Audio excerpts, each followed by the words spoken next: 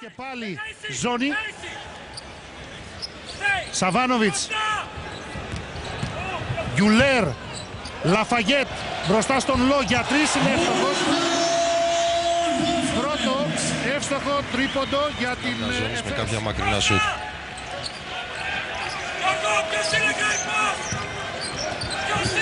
Κίνση.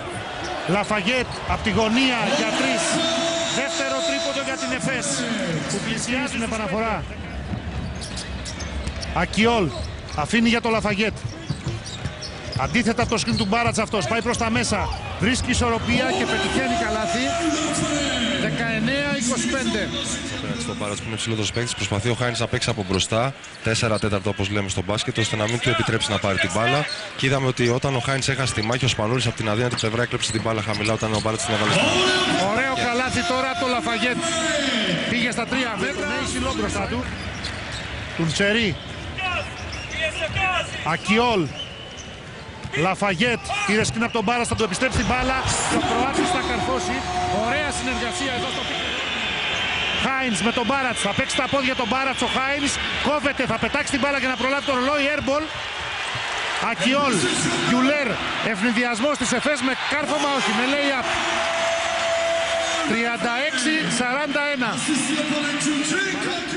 για την Εφές. 36-43 και ο Πρίντεζη στην γραμματεία για αλλαγή σε πρώτη ευκαιρία. Σου 3 πόντων από τον Όλιβερ Λαφαγέτ. Αυτός είναι η μεγάλη απειλή από πλευράς Εφές για τον Ολυμπιακό. Άστοχο σου 3 πόντων. Μπατίστα στο επιθετικό rebound. Βούγιασιτς, οι προσποιήσεις. Πατώντας τη γραμμή θα αστοχίσει, αλλά υπάρχει νέο επιθετικό rebound για την Εφές. Χάινς. Δεν μπορεί να σταματήσει το Λαφαγέτ. Νέο τρίποντο. 60-65 δευτερόλεπτα για το φινάλε.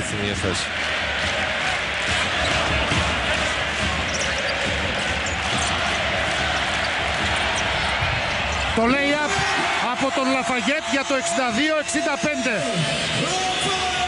Eisilo. Šiek tiek ir centimetrų, ir greičio dabar Lorensui Robertsui, ir po to jau prasižengė Vilniaus Lietuvos Ryto komandos aukštaūgis.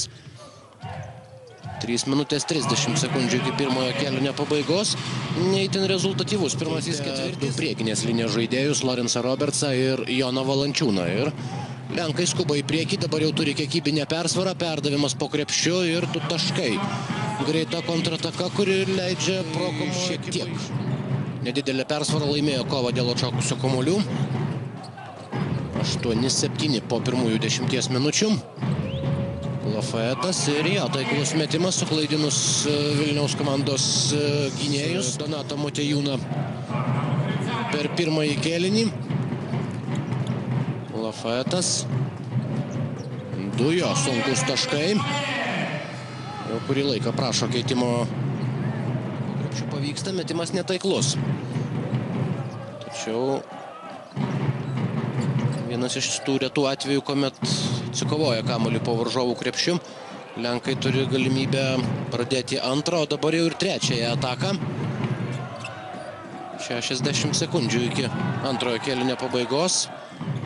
Dar vienas mėginimas, paskutinė atakai skirto laiko sekundė ir trečiuoju bandymu.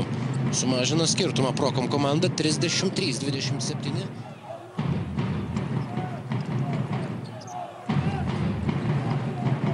Dvi minutės iki kėlinio pabaigos. Štai taip, pirmieji iš tos taškų bado juostos išlipa Prokomo komanda, 3-taškis metimas ir Motiejūnas, Rancukievičius. Reikia mesti, meta per rankas ir pataiko varžovą iš 3 taškų zonos. Oliveris Lafayettas beveik iš 8 metrų.